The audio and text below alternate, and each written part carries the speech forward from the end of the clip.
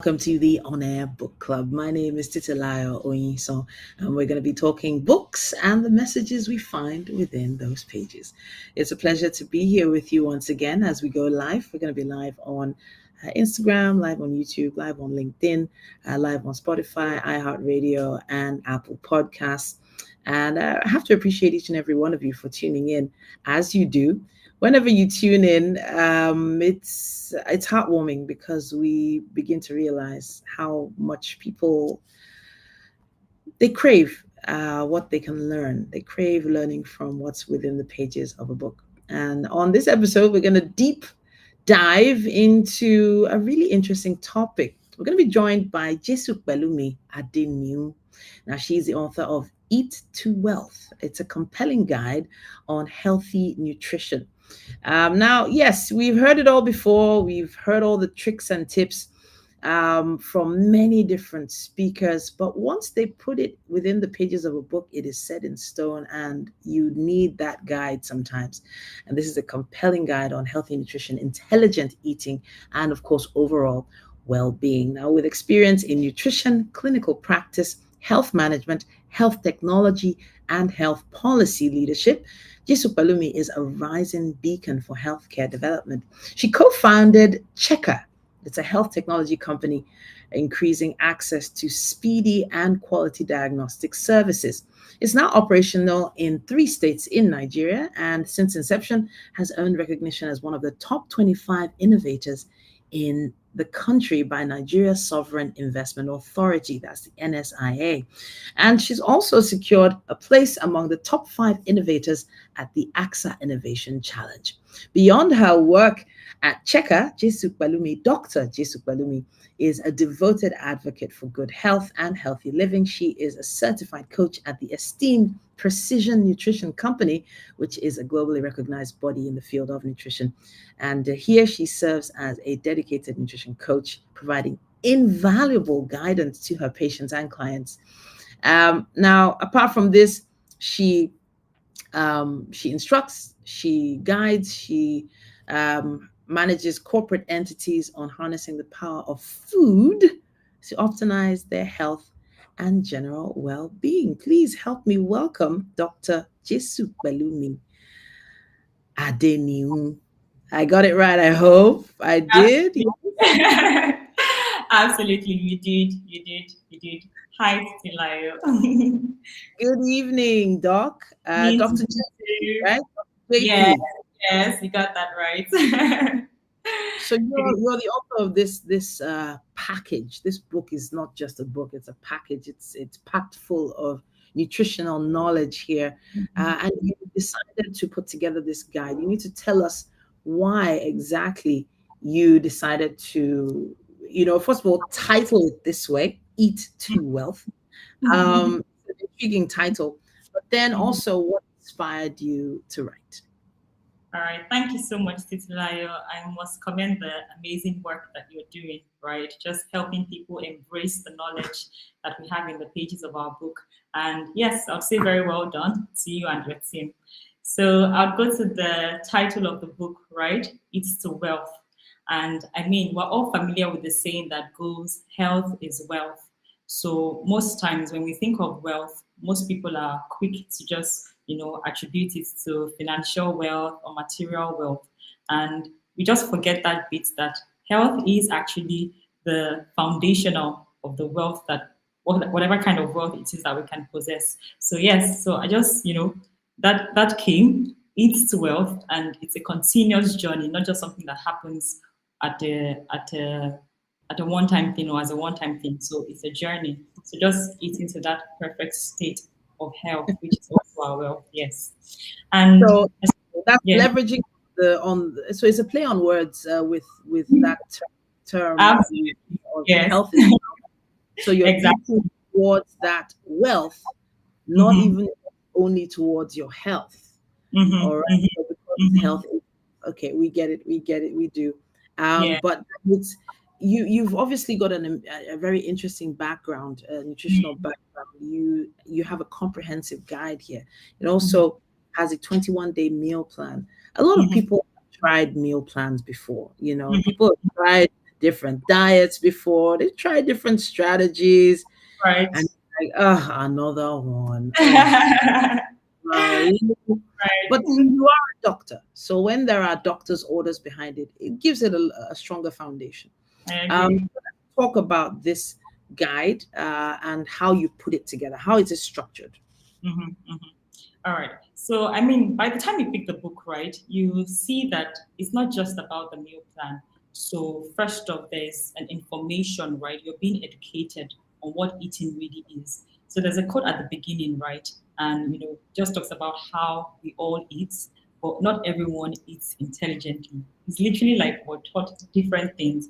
We're taught how to cook, we're taught how to, maybe be excellent in our professions. But when it comes to eating, which actually affects the foundation of who we are, we don't exactly maybe fully know what's best for us to do per time. So if you go through the book, you see that there's already been foundational blocks that have been laid, right, when it comes to what we should be eating, the categories of food that are available for you to select from, the ways in which you can actually combine them or even get something that is a balanced meal for your own person and even for the stage at where you are.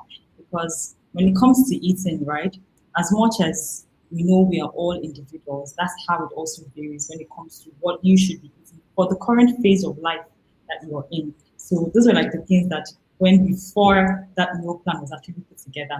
And when we talk about meal plans, so meal plans serve as guides. They're nothing to put you in a box, right? Once you understand the foundation or you understand the principles behind which those meal plans have been created, then you are able to better, make the maximum use of them. So whether it's for a goal that you want to achieve or just for you to eat healthy sustainably, you're able to do that. So all of that has gone into, creating that meal plan and building that foundation to say, okay, so what are the things that are required in your daily meal, right? What are the things you should know when you're even trying to prepare, a meal plan for your own self, right? You can always tweak it. So if you provide with a meal plan, you say, okay, this is cast in stone, like you have to hook, line, and sinker. But also telling you that when you don't have this, these are also alternatives that you can use, right? So that way it's also more realistic to use. Yeah. So it is kind of more realistic when you have, a this or that, or Mm, that or this, right. this in the morning, that in the evening kind of structure. Mm, Um, absolutely. but then, in terms of the structure for your book, you decided to have healthy snack options as well. Yes. So some people think of snacks as cheating, um, cheating out of a diet. Trying to go in between meals, and Mhm, we've heard so many different strategies. mhm, Some are bottle, some are liquefied, some are just fruit. mhm, Um, talk to us about how you decided to structure this meal plan, because you've set this in stone. This is the structure in your book, meaning mhm, that you're assuming that anyone, a man, a woman, no matter what age, mhm, what social status, mhm, financial status they are, they should be able to eat healthy. Talk to mhm. us about. Okay. So now when it comes to snacks, right, I mentioned that the essence of all of this is also to, achieve things that are realistic, right? So for some people, there's already that habit, right, of snacking. So if you want to get someone from the point where they're at and then get them to that state of saying, okay, this is the goal I want you to achieve, you need to be able to work with what they're already used to, tweak it, and then help them become better with those practices, right? So for the average person, right, some people like they just enjoy snacks, and then when you ask them what they're snacking on, what they would pick is maybe I don't want, I'm not mentioning brand names now, right? But they just generally generally Yeah. pick on songs. So instead of doing that, right? So there are also alternatives that you Mm, can pick up on. So for example, it could be the dried fruits. I'm just giving an example right from the book there, the list of them in the book that you can pick out from. And then when mm, you have that, you're taking something that is not only serving as a filler for that time, but it's also adding nutrients to you as a person. And when it comes to food, so something I like to tell everyone now is think of food as an investment. right? Just the same way people are subscribed to your channel and they're gaining knowledge, right? Gaining knowledge about books, about things that are on the pages of people's books, right? That's the same way food is something that is added to you. So every meal, whether it's a snack or whether it's a main meal that you're having, should be seen as an investment into your own personal self or your future self, right? And that's where the whole picture comes again as, eating to wealth, right? So the wealthier you, the wealthier version of you, right? It's choosing healthier options every time. There's a little formula you have here. Now, this Right? formula is eating to Mm-hmm. process to outcome. This is under your first block here, the Mm-hmm. first, which is eating. You Mm-hmm. sort of describe, you break down what eating actually is. Eating Mm-hmm. process to outcome. You say eating is an action that initiates a process to Yeah. provide an outcome. Mm-hmm. Shows that every time food is eaten, different processes are being initiated, resulting in compounding outcomes that Mm-hmm. either turn out to be beneficial or Mm-hmm. harmful. Mm-hmm. Now, nobody wants to hear that eating their favorite meal is harmful. Mm-hmm. Sadly, it does feel like, based on our cultural backgrounds, a lot Mm-hmm. of our eating habits have Mm-hmm. become harmful. Could you touch on that and maybe use some examples with maybe some clients that you've worked with before? Okay then. Okay. So like again, like I mentioned, the whole aim of telling or encouraging people to eat healthy doesn't mean you have to you know live a boring lifestyle. Because I know that's one thing people usually have at the fore of their minds when we say eat healthy, then they immediately think, oh, I'm about to go on a boring healthy journey. But that's Mm. not the case. So again, the case is what can you improve, right, with what it is that you already eat. So, for example, right, I'll give an example. I'm from Ocean State, right? I'm a Yoruba girl, and then you see that largely. So sometimes, maybe when you go to those restaurants or when it's a party, or maybe even for some people, right? Maybe that may still be the pattern of cooking at home. And then when the soup is done, right? There's something that floats on top, right? It's like Oh, yeah. Okay. you can attest to that, right? Yeah. So if it's not floating, I'm not mentioning the name, but I'm sure you already understand. But just if that red substance is not floating at the top, right? If it's not, maybe like a spoonful over the soup, Hmm. Yeah. the It's soup not. is exactly. It's not. And It's not sweet. and so while that underlies, right, maybe the cultural soups that we have, it doesn't mean we can't have those foods, right? We can still have them. But do you really require that amount of, red oil in your meal?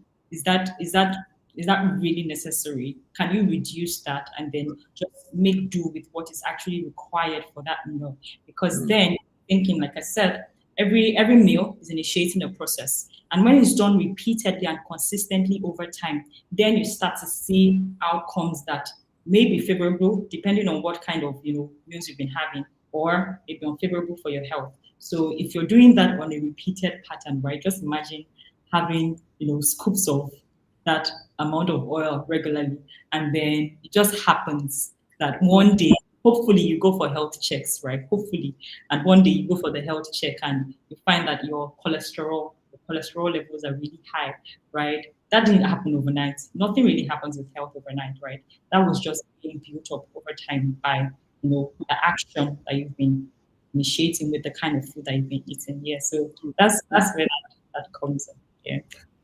So culture in the way we teach our Yeah. young people to cook presently. Mm-hmm, So it was a battle for me, mm-hmm. in terms of even teaching my own kids I can imagine. to cook. So Mm-hmm, I've those that know me quite well, they know mm-hmm. that my kids have started cooking. I often put up photos, videos of them in the kitchen. Mm-hmm, Uh, and one of them is fond of jollof rice, mm-hmm. jollof spaghetti, and she wants to fry down the plantain.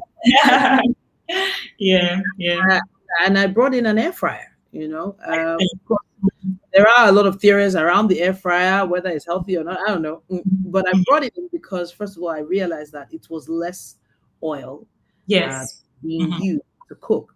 Mm-hmm. But getting them to eat air fried plantain was it was hard. I It was, can yeah. imagine. Oh, um, Mm-hmm. so it is a battle, an internal battle, and I feel like Mm-hmm. if you are going to change something, you have to change it from the ground up. Excellent. Uh, Yeah. Yeah. from the kids need to hear the issues, to Mm-hmm. understand issues. Mm-hmm. Have here on page 11 and 12, you see a typical example is the southwestern part of Nigeria, often known to have large amounts of pepper or palm oil in their meals. Mm-hmm. Intrinsically, there is nothing wrong with taking these pepper or palm Mm-hmm. oil. Issues arise when they are eaten in large amounts, which pose a risk for stomach ulcers or increased cholesterol levels, predisposing them to heart-related issues. In this case, the eating behavior around these foods can then be adjusted or significantly reduced. And that is just one example that Mm-hmm. you've given here. You give an infographic here on this page as well. Let's see if I can show that. I read it aloud for the benefit of those listening via Spotify, iHeartRadio, or podcast, so they could hear what I was reading. But it says here, work is man's gift. The industrial revolutions that have taken place across centuries have revealed man's innate abilities to create for himself a continuing better world, from heavy duty machines to small sized devices capable of doing so much, and now robots. There's no end to these innovations.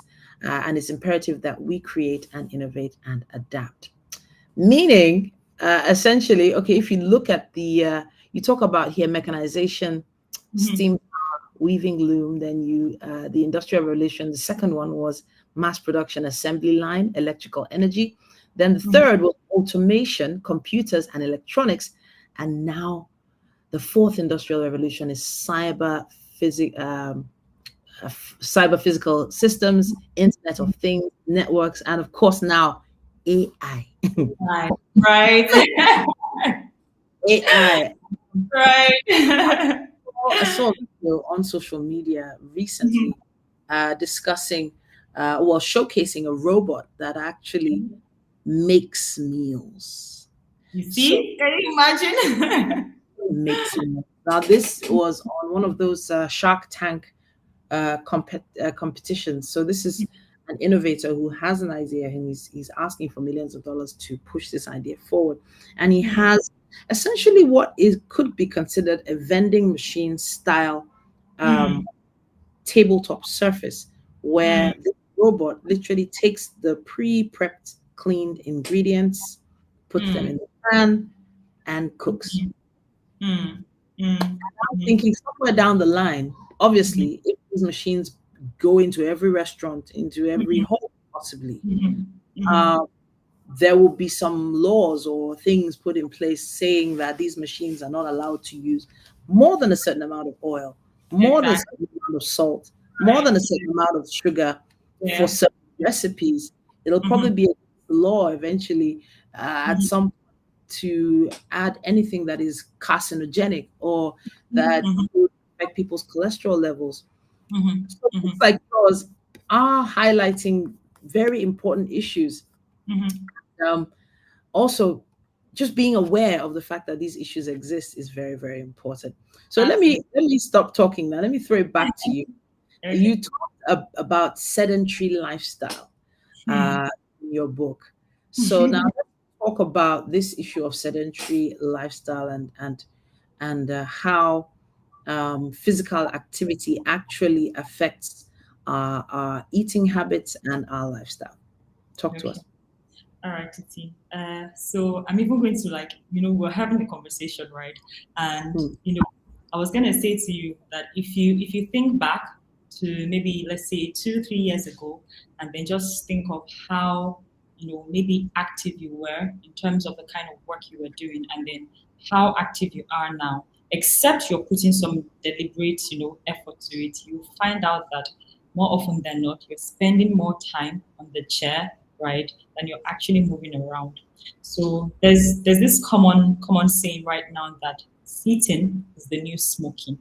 So we Wow. find that, the effect that we're having with people that, smoke over a particular period of time is now similar to the effect that you're having as you're sitting for prolonged periods. So now, I mean, with the advent of, you just talked about the machines, right? So that's less work for us. Like, we just sit down, the machine makes something and then brings it to us and hands it over.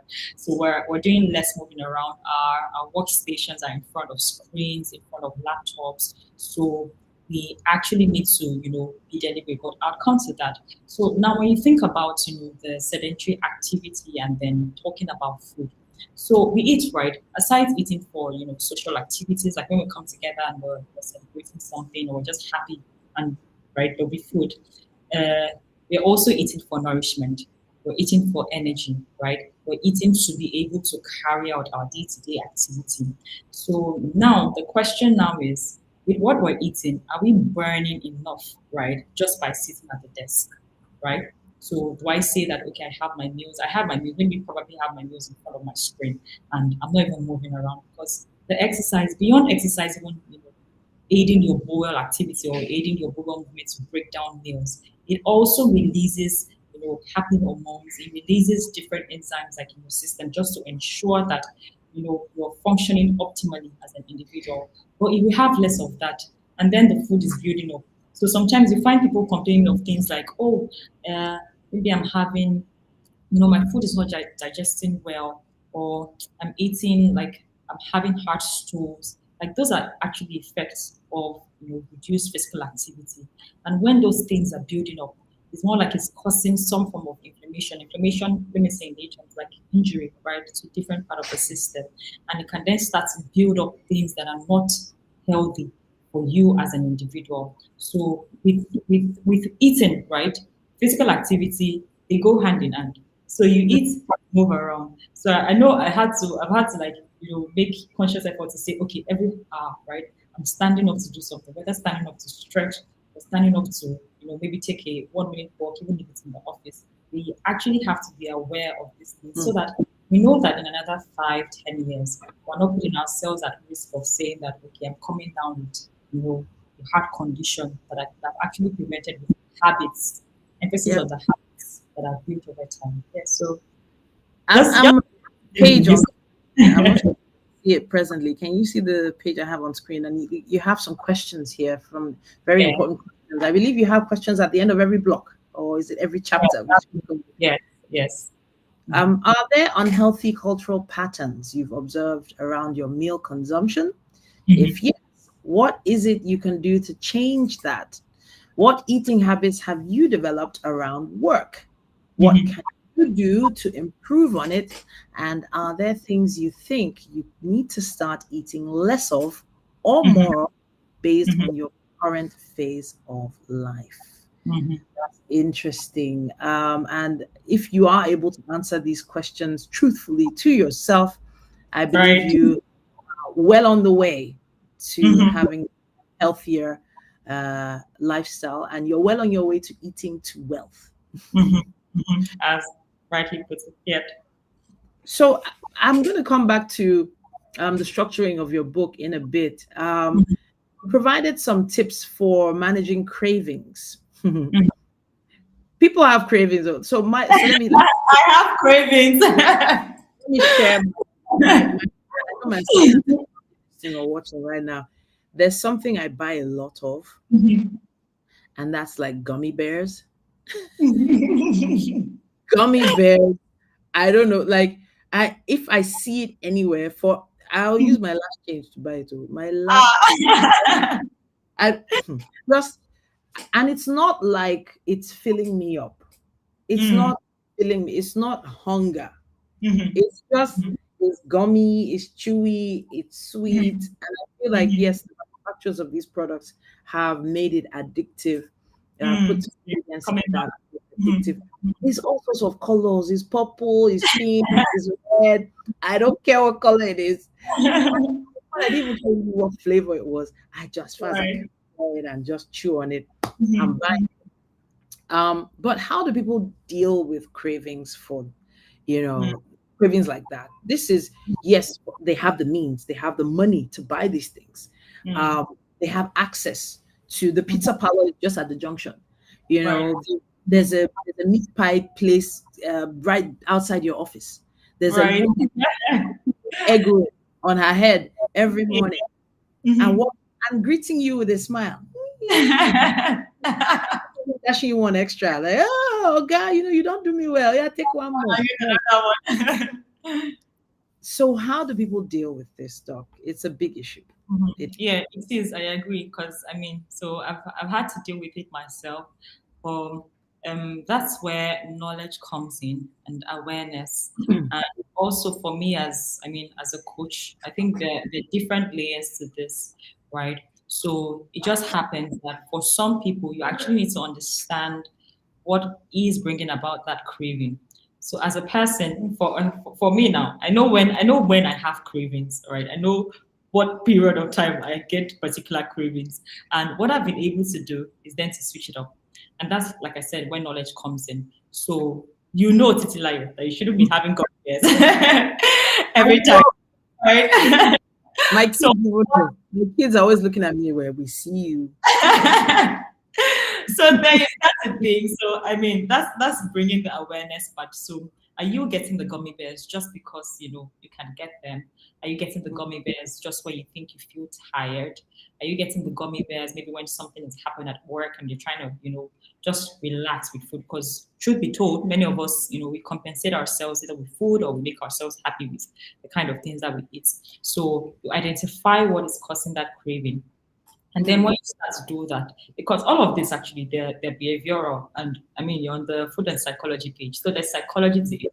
So sometimes when we're coaching people, right, we tell them, okay, so if there's a particular thing that you crave a lot, right, instead of having it, so the next time you crave it, instead of doing the easier version of saying, oh, I'm gonna pick up my phone and order it, maybe take a walk to go and get it. By the time you're taking that walk, you see that when you're putting in more effort, you're putting in more effort to actually go and get that thing, right? mm, It just begins to reduce the craving. So, like I said, there are different things, right, for different people. So that's where being individualistic with each person also comes with eating, right? For some, it may be, their happy moments. So if it's just a one of happy moments, okay, you can have it. But if it's that you're having it constantly, then you start to think, oh, what else can I have actually in place of this thing? And the bottom one, if you don't want to eat it, don't have it around you, right? Like, yeah. So there's online order service now. You can order it online. I can't lie to you.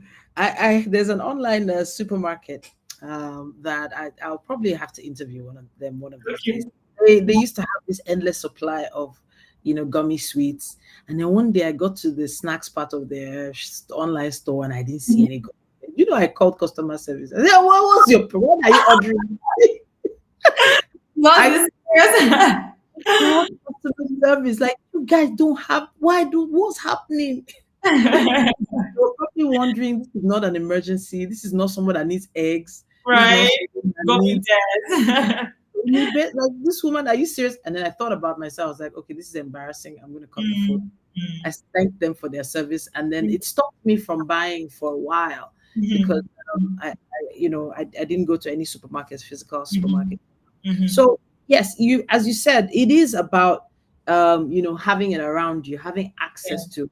So yeah, you're saying put some things in place to mhm, prevent you yeah. having access to these And things. Yeah. then just to even add to that, so you'd notice that when you have meals that are, really old, like old in the sense that you've had a proper meal, say you've Mm, had your let me use a local food now.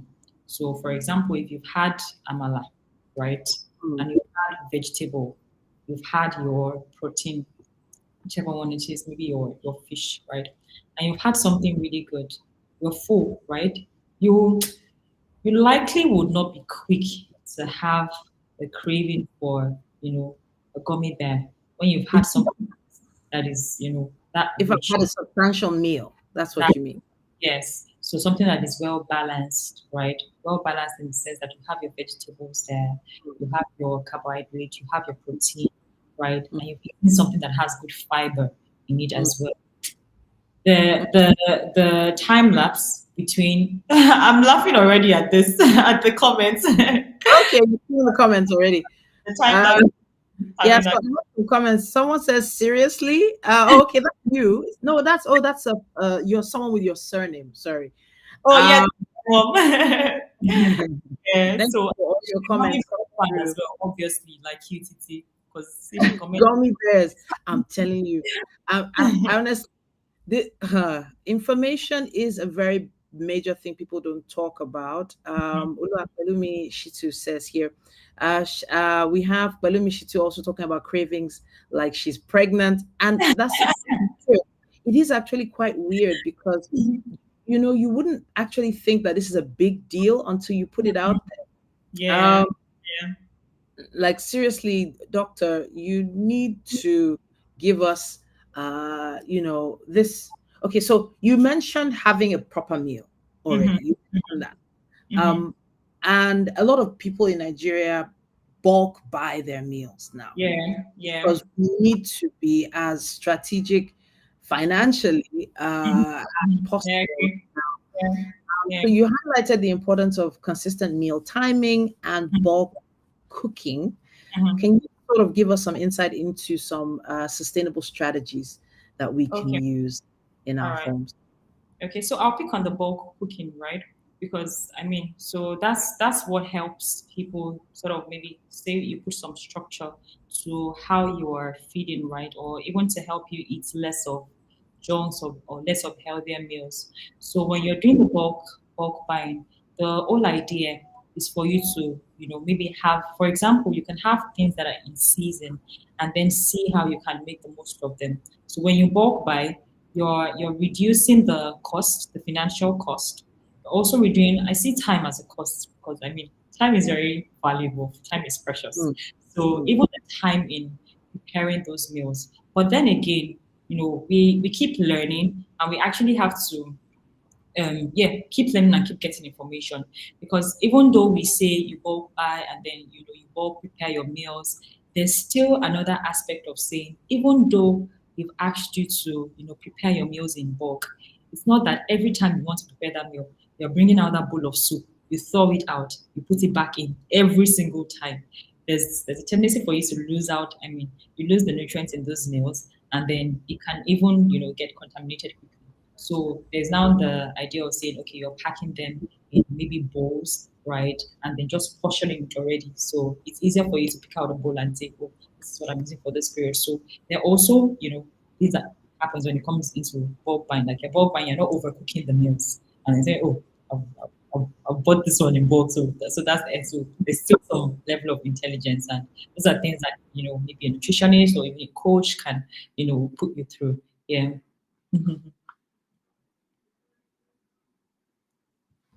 We have quite a few comments coming through here. Der Derachi official says here, this is more than a handful of relevant information. Thank you, Dr. Adenu. Thank Uh, you. Sarah. Adenu. Oh, gosh. No, you tried. You tried. Just Yeah, remember, Remy. really, okay. You will, yes. But this meal plan strategy now, Mhm, um, there's this issue of monotony, though. mhm, mhm, mhm, Monotonous feeling of always just having to eat the mhm, same thing mhm, over and over and over. And you're mhm, wondering, okay, uh, mhm, here we go again. mhm. You have to think about costs. How expensive it's assumed healthy eating is. Can we touch on that? Can we touch it? So you remember at the beginning of the book, right? I said something that the meal plan was built on foundations or bricks just so that you understand the principle behind drawing up a meal plan. So this was drawn up as a guide even for you as a person, right? You can't sit down and then draw up a meal plan once you understand every other information that has been put there from the beginning. So just see it as a journey, like layers upon layers upon layers. So Mm, now the meal plan in the book, I clearly remember I remember that something Sorry, like the that. comment made me laugh. Sorry. I Okay. know it's really hilarious. I love cakes. I'll give that to you, Titi. So Okay. All right. you'd see that I mentioned that a meal plan is not to put you in a box. It serves as a guide. Because one thing I also find with us, even with me, when something starts to get monotonous or starts to be too repetitive, it can become boring. So that's Mm, why you now have the knowledge to say that, okay, so if my, building block is to say that I have something that is, full of fiber, what are other fiber options that I can have? And that's why you have the food catalog. So in the food catalog, you're seeing meals that belong to each class. And you can say, okay. okay, instead of doing this, so I started to tell people, instead of doing rice, you can do quinoa. Instead of even doing quinoa, if you don't want to do quinoa, you can do fonio. I know most of us don't know fonio, but fonio is actually a Nigerian meal. Like we grow it locally, right? And you can make jollof rice, like you can whip it into here Is it because it's also is it called is it rice. affordable though? Is it affordable and readily accessible? That's the question now. So Uh, okay, go ahead. we know that rice is everywhere. Mhm. I actually think of rice as a lazy man's food. Put it, add water and salt, and it's done. Mhm. And I've always, so I've actually done something called the rice boycott. I did Mm. this while I was on radio, and I just had my twin girls, our twin Mhm. girls, Mhm. and I needed to really lose weight. Mhm. And I did a rice boycott. I did 100 days, and on Facebook every day I would Wow. update people Mm. about how my journey was going, and Mhm. use people on Facebook to hold myself accountable. Mm. Mhm. But rice is always accessible. It's right Mhm. there. I agree. Is I agree. quinoa accessible? Are these other Mhm. blocks Mhm. accessible? Talk to Mhm. us about how to source them. Okay, so when we're thinking food, right, there's a spectrum, and as much as would love to say eat healthy, and of course, I mean there'll be a summit soon just to see how well we can really address these things, even from the sector of growing these foods, right, and then making them accessible. Because when it comes to eating healthy, that's one thing. Aside the affordability, it also has to be accessible and readily available when it's required, right? So increasingly now, right, the people that are, ensuring that these things are actually accessible. But if you're not even aware of the kind of food, right, you won't even know to look out for it. So just like we've had this conversation now, and then people hear, and then they're hearing about it that, oh, okay, so there are actually options that I can try out aside rice. So you just, one thing about the mind as well, what you become aware of, or what you start to know, or what you start to hear, you also just become conscious of it, and then the information starts to come within your sphere. But yes, I see certain industries, or let me say certain companies or organizations that are making these foods readily available, so just to ensure that more people are having access to that, and so that we don't always say that, oh, it's only rice, really. We have different types of rice: jollof rice, coconut rice, Mm. curry rice, different They're kinds of different. rice. Yeah. Yeah. But the different things that we can still, eat and enjoy, that are even grown locally. So yes, there'll be more information on that. But maybe to just look out for when that A summit lot is of happening. There's a lot of information on the different classes and classifications of food here. You talk about grains, you talk about protein. You mentioned grains earlier on: rice, wheat, oats, Mhm. millet, corn, rye, beluga, quinoa, and sorghum. Um, Mhm. so I think it's all about being intentional at this point. That's the only term I can think of: intentional, and actually going out to search for these foods. Adebayo here says, "Now I'm now intentional about what I eat, so I can find them." Thank you, Dr. JP. Thank you, Um, sir. Bumi says here, "Me, I love cakes, cream, and but I'm grossly reduced going for such now, and occasionally, all thanks to Dr. JPM. Information is key. I'm learning a lot. Thank you, Dr. JP. Then I've read some of the other messages already. Uh, Dr. Jesupelumi. Okay, yes, they're hailing you here. They're hailing you. All right. Thank you Perfect. so much for all the comments. I wish we could continue this conversation, but you won't believe it's almost 40 minutes gone on this Wow. Wow. topic. I wanted to, say that there's so much that people still don't know. And sadly, they say if you want to hide something, Mhm. hide it within the pages Pages of of a a book. book. No, it's changing. Things I are mean, changing now, it's right? changing. Right? Yeah. We're going to wrap up soon. But what is the big question? You have a block here, block 6, that says the big question. What is this big question? It Mhm. says here the preceding chapter shows tips on using a meal plan while eating every day, going to work, skipping meals sometimes, or just feeding off leftovers. There still lies an important question to ask. What can I do to make this meal better? Or Yes. ask it this way: how can I improve on this meal I am eating? Ooh, okay. Hit the nail on the head for some people there. Nobody's Right. asking this these days. They just wonder, how can I fill my stomach? I know, Can I know, I- I know, I know. But the All harm right. is just, we can't just fill our stomachs away. And I think for me, I'm really particular about this. Just as a so it didn't just start right when I started practicing as a physician, but I did see that even in medical school, right? So I'd come across people, they're amputating their legs, they're having strokes, they're really coming down with things that we could have really avoided. So I mean, would see that food is a major risk factor. And that's why I'm like, okay, so let's start to get it right now. We won't get it in one day, right? It's a journey. That's why it's called Eats to Wealth. So there's a destination of wealth that we're all going to attain to. And with every meal, you're seeing it that way. So every meal, you're just asking yourself, maybe unconsciously or subconsciously, okay, am I eating to wealth with this, right? Am I eating as an investment with this? It's okay to have, one of those moments where you sleep. But now with this question, so even in instances where you're not able to get in quotes that ideal meal that you think you want to have, because if we say that at every time tea, right, you'll be able to access or you'll be able to have the whole balanced meal that you'd particularly desire, we may not be realistic with that.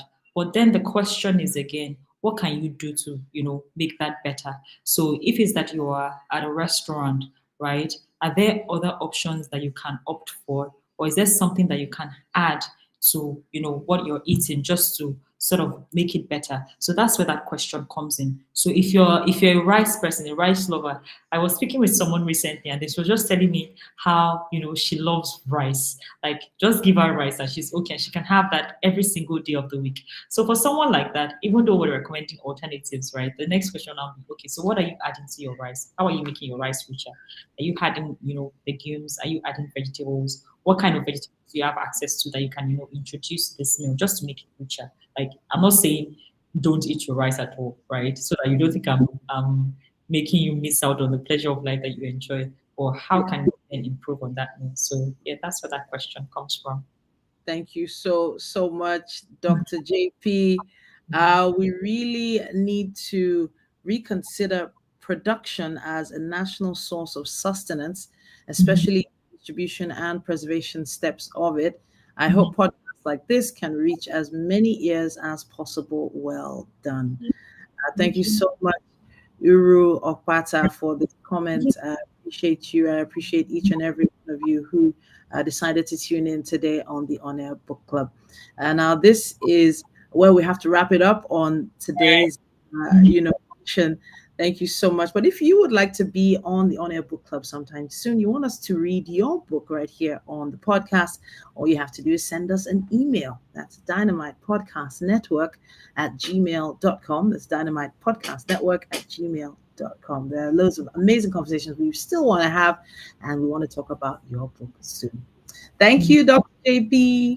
Thank you. I still encourage everyone to, I mean, just read the book in full so that you even have, Where can you know. we get it? Where can we get the book? Where can Okay, we so get it? it can be gotten from Roving Heights, right? You just Roving Heights. well, yes, Roving Heights. For those outside the country, it's available on Amazon as well. So just All right. it's to So then get the I am copies. privileged to have this as an just for purposes of this podcast. Yeah. Uh, yeah, Eat to Wealth is an amazing guide to Eating Intelligently, written by Dr. Jesupelumi Adeniyi. Thank you so much for joining us, Doc. Thank you. Thank you so much, Layo. It was amazing to be here. Thank you, everyone that has All right. joined. I know you're busy. I know you have to go back to your patients and all that. Thank you so much. But let me let you go. Let me let you All go. right. All right. So, yeah, you heard it here with the doc. There's so much information inside the pages of books just like this, and it is readily available. On Roving Heights, you can pick up this particular book, Eat to Wealth, written by Dr. Jesupelumi Adeniyi. Today, we did what we could to run through some of the major focuses of this book, but there is still so much more in it. And a lot of people are paying an arm and a leg to get books like this, or rather get information like this. It is just a start, a stepping stone, but it is a step in the right direction, I have to say. Thank you so much for all the comments and contributions online as well. Well done, Titilayo, for organizing this podcast. Thanks to Dr. Jesupelumi for this education. Thank you too. Chinweba Emanuela says thank you. Thank you too. Thank you to Bumi as well. Thank you to Uru.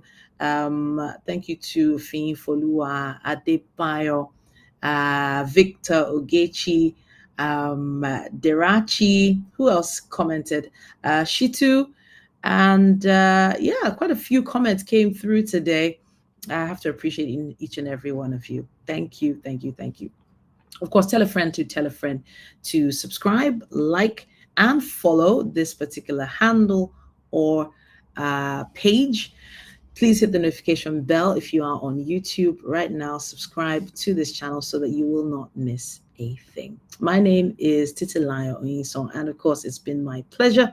Until we come your way next time, please read and then proceed